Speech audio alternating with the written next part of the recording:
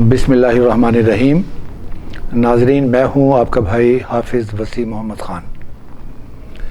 मुझे आज एक अहम मौजू पर आप लोगों से बात करनी है और इस मौजू के अंदर दर्द ज़्यादा है और हक़ाइक़ के मुताबिक मैं आपके सामने अपना दर्द रखना चाहता हूँ। वैसे तो किसी भी मुल्क में हर वजारत जो है वो बहुत अहम होती है, लेकिन फूड सिक्योरिटी की वजारत वो सबसे ज़्यादा अहम होती है, इसलिए कि कौम तरक्की करती है पेट के बल। अगर उसका पेट भरा हुआ होगा तो वो लोग काम बड़ी फुर्ती के साथ करेंगे और उन्हें कोई गम नहीं होगा भूख का। और फ़ौजें भी हमेशा पेट के बल लड़ती हैं, जिसका मतलब ये है कि अगर उनके पेट भरे हुए हों तो उनकी जो सलाहियत है लड़ने की वो हमेशा ज़्यादा होती है।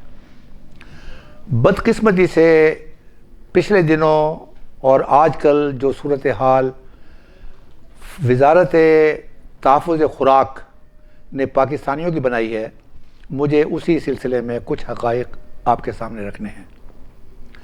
दो चीज़ें मैं आपके सामने रखना चाहता हूँ।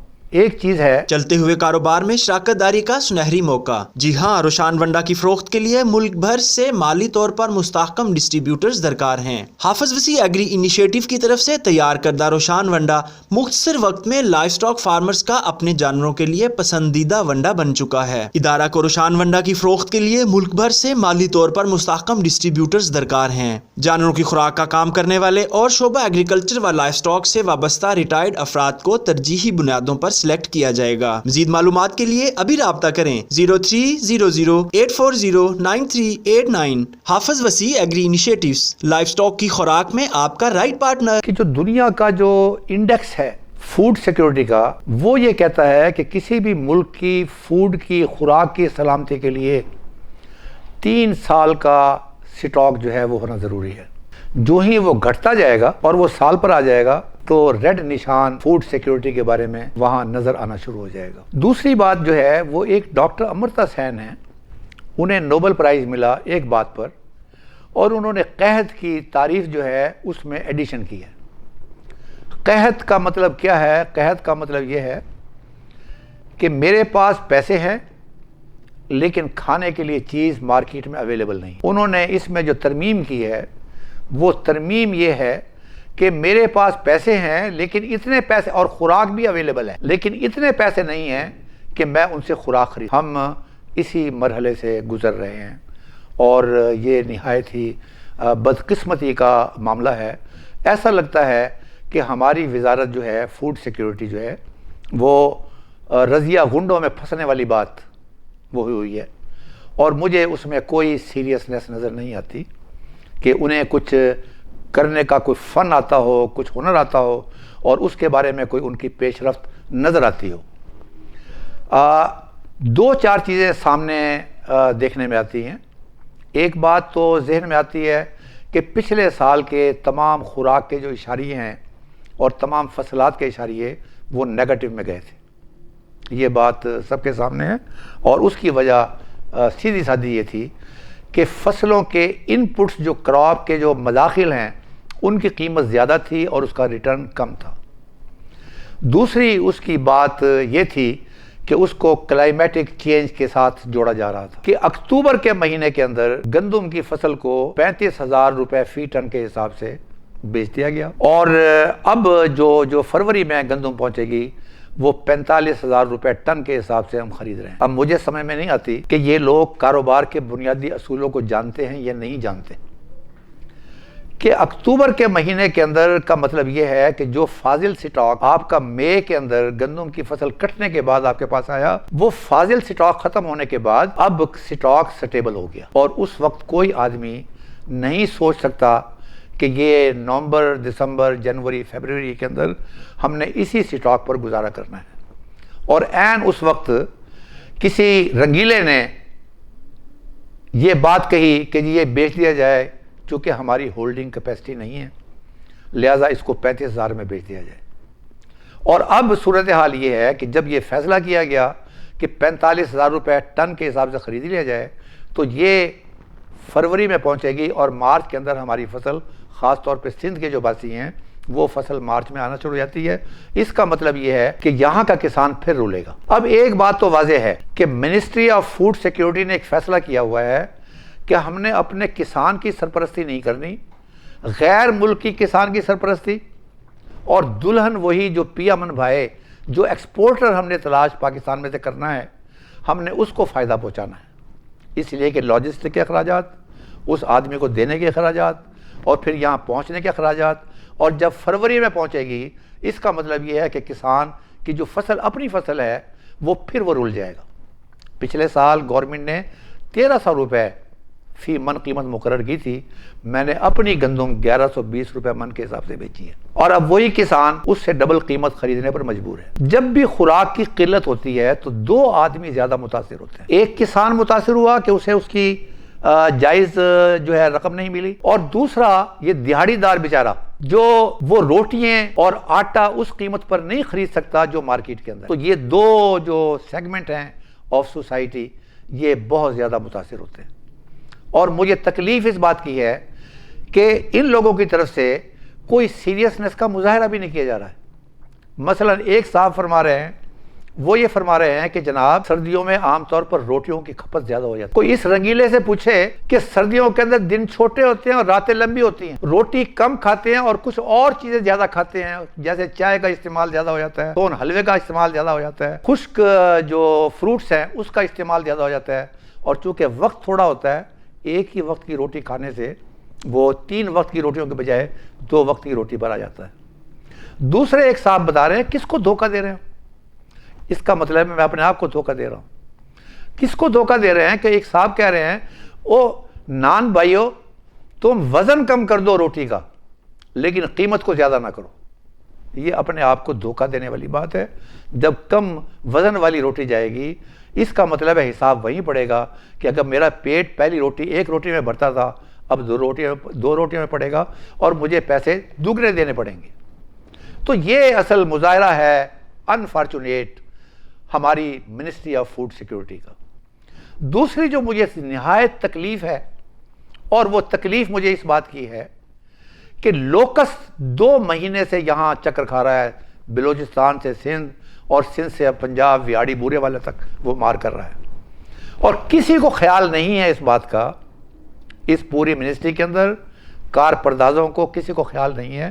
انہوں نے ہاتھ میں ڈرم پکڑا دیے ہیں۔ اب ڈرم پکڑانے کا مطلب یہ ہے کہ میری فصل سے ٹڈی دل اٹھ کر کسی اور کی فصل میں چلا جائے اور وہاں سے اٹھ کے کسی اور فصل میں چلا جائے، جبکہ دنیا کے اندر اس کو اس طرح نہیں روکا جاتا۔ یہ ٹڈی دل 60s میں بھی آیا، جہاں یہ رات کو بیٹھتا ہے اور انڈے دیتا ہے وہاں 4 انچ کا عام طور پر ریتلی زمین کے اندر یہ انڈے دیتا ہے، اور وہ 4 انچ کا سوراخ کر کر وہاں انڈے پھینک کر وہ آگے چلا جاتا ہے، اور پیچھے ایگریکلچر ڈپارٹمنٹ اور والنٹیئرز جن کو پے کیا جاتا ہے وہ سارے کے سارے ان تمام جگہوں سے انڈے اٹھا کر تلف کرتے ہیں، اور اس طرح وہ ختم ہوتا ہے۔ اب یہاں پر نہ ہمارے پاس سپرے کرنے والے جہاز ہیں، نہ ہمیں کسی چیز کی فکر ہے، اور یہ معاملہ اس طرح ہی چل رہا ہے جس طرح وہ ڈنگ ٹپاؤ والا کہ کچھ دنوں کے بعد لوگوں خود بخود ختم ہو جائے گا، موسم تبدیل ہو جائے گا، اور معاملہ لوگوں کا رونا دھونا بھی ختم ہو جائے گا۔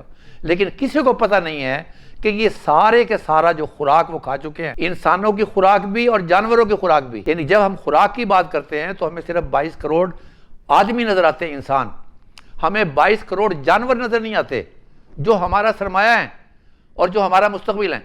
تو یہ چیز جو ہے یہ مجھے انفارچونیٹلی جہاں بالکل لیک نظر آ رہی ہے، لوکسٹ کے اوپر جس طرح بے توجہی برتی گئی ہے، اس کا مطلب یہ ہے کہ ہم نے یہ سوچ لیا ہے کہ اگر اس ملک کے اندر کسی چیز کی کمی ہوگی ہم بازار سے خرید لیں گے۔ ملک کی معیشت خراب ہے، IMF کو سر پہ بٹھایا ہوا ہے، تو یہ کون سا کاروبار ہے جس کے اوپر ہم اپنے کسان کو مار رہے ہیں اور دوسرے کے کسان کی سرپرستی کر رہے ہیں؟ مجھے ایسا لگ رہا ہے کہ یہ سارے کے سارے مل کر لنگر خانے سے شروع کرنے کے سٹیپ سے یہ پورے ملک کو یتیم خانے میں تبدیل کرنا چاہتے ہیں۔ اب یہ IMF سر پہ کھڑا ہوا ہے، لگتا ہے کہ اس کے حکم کے بغیر یہاں پتہ نہیں ہل سکتا۔ تو یہ کون سا ہم کاروبار کر رہے ہیں کہ ہم بیچ رہے ہیں تو گھاٹے میں بیچ رہے ہیں، اور جب ہم خرید رہے ہیں تو مہنگی ترین چیز خرید رہے ہیں۔ اس کا اوورآل نتیجہ کیا ہوگا سوائے پوری قوم کو بھکاری بنانے کے، اس کے علاوہ کچھ معاملہ ہمیں حاصل ہونے والا نہیں ہے۔ تو میری گزارش یہ ہے کہ خدا کے لیے اس کو ہم پرائرٹیز دیں، ترجیح دیں، اس بات کو ترجیح دیں کہ ہمارے گھر کی خوراک جو ہے وہ پوری کی پوری سیکیور ہو اور لوگوں کو سستے داموں خوراک ملے۔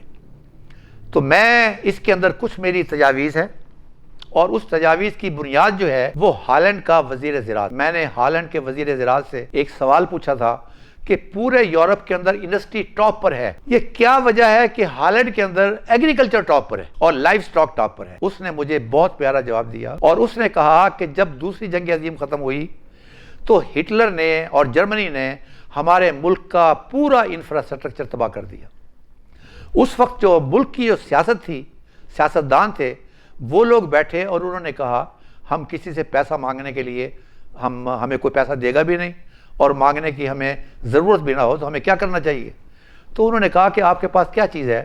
تو سوال ہوا کہ زمین ہمارے پاس ہے، پانی ہمارے پاس ہے، موسم ہمارے پاس ہے، لائف سٹاک ہمارے پاس۔ لہذا فیصلہ یہ ہوا کہ ہم پوری سبسیڈائز کریں گے اس فیلڈ کو، ایگریکلچر کو اور لائف سٹاک، اور اس کے نتیجے کے اندر ہم نے ہیویلی سبسیڈائز کیا، اور آہستہ آہستہ یہ سیکٹر اوپر اٹھتا گیا، اور آج ہم پوری دنیا کے لیڈر ہیں اور سبسیڈی ہماری زیرو ہے۔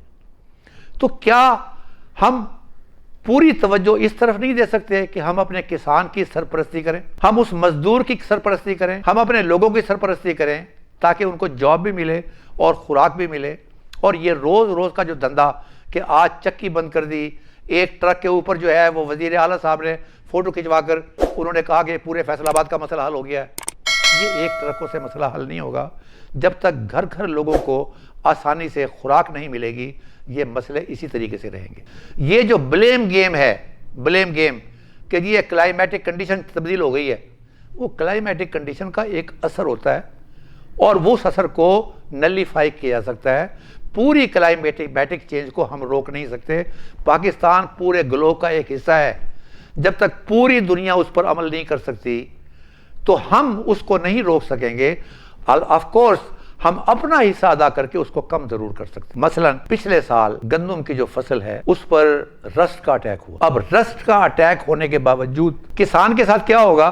اگلی مرتبہ اس کو رسٹ کی فنجی سائیڈ استعمال کرنی پڑے گی اور اس کو گندم کی قیمت، گندم اس کو اور مہنگی پڑ جائے گی۔ لیکن پچھلے سال کے اشاریے دیکھیں کہ جو ہمارا ٹارگٹ تھا 25 ملین ٹن کا، اس کو ہم نے پورا کیا۔ اب سوال کیا ہے کہ کسان جو ہے وہ سمگلنگ روکنا تو اس کے بس کا کام نہیں ہے، ہورڈنگ روکنا اس کے بس کا تو کام نہیں ہے۔ یہ پھر اگر اس کے بس کا کام ہے تو پھر گورنمنٹ کیا کر رہی ہے؟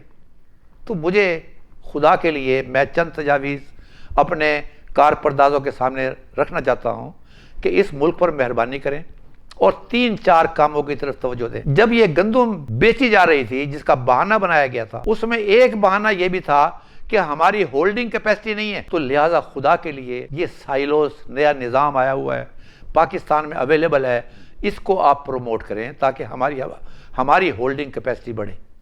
اور دوسری یہ ہے کہ باہر کے کسان کی سرپرستی کرنے کی بجائے آپ پاکستان کے کسانوں کی سرپرستی کریں۔ مجھے یاد ہے 2008 کے اندر لائن میں لگے ہوئے لوگ ہارٹ اٹیک سے مرے تھے، اور یہ میرا خیال ہے مشرف کا آخری سال تھا۔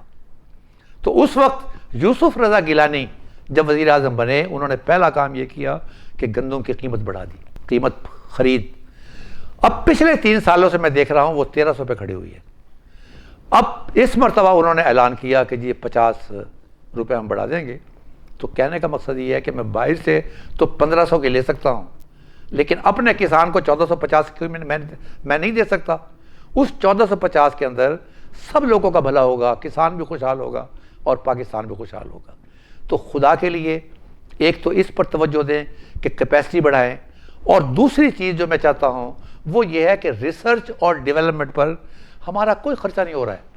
یہ اب کاپی اور پیسٹ کا ایک معاملہ بن گیا کہ باہر سے جا کر بیج لے آئیں، اس کو ملٹیپلائی کر لیں اور اللہ خیر صلی اللہ۔ یہ ہمارے ریسرچ اور ڈیولپمنٹ کے جو سینٹر ہے لگتا ہے بانجھ ہو گئے ہیں، اور جب میں ان سے پوچھتا ہوں تو وہ یہ کہتے ہیں سوائے تنخواہوں کے علاوہ باقی کسی چیز کا پیسہ نہیں ہمارے پاس۔ کھیت کی راکھی کھیت والوں کے حوالے کریں۔ یہ جو کمیٹیاں بنتی ہیں جنہوں نے فیصلہ کرنا ہے کہ امپورٹ کرنا ہے یا ایکسپورٹ کرنا ہے، یہ تمام اس گروپ سے تعلق رکھتے ہیں، ان مافیا سے تعلق رکھتے ہیں جن کا اپنا سٹیک ہوتا ہے۔ تو خدا کے لیے اپنے کسان کو اس قابل سمجھیں کہ وہ بھی شاید آپ کو اچھی بات سمجھا سکے، وہ بھی اس میں پارٹیسپیٹ کر سکے، کیونکہ سب کا ایم الٹیمیٹلی تو ایک ہی ہے، اور وہ ہے پاکستان کو خوشحال بنانا، پاکستان کو خود کفیل بنانا۔ نہ ہماری معیشت ٹھیک ہو رہی ہے، ہم پیسے باہر بھیج رہے ہیں، لوگوں کو مضبوط کر رہے ہیں، نہ ہم اپنے لوگوں کو خوش کر رہے ہیں۔ تو میری گزارش یہ ہے کہ یہ ان گزارشات کو ذرا سیریسلی لیا جائے، اور پاکستان کے مستقبل کا خیال رکھتے ہوئے پاکستان کی ایگریکلچر اور لائف سٹاک پر پوری توجہ دی جائے، اور اس میں ریسرچ جو ہے وہ سب سے ٹاپ پر ہے۔ Thank you very much. خدا حافظ۔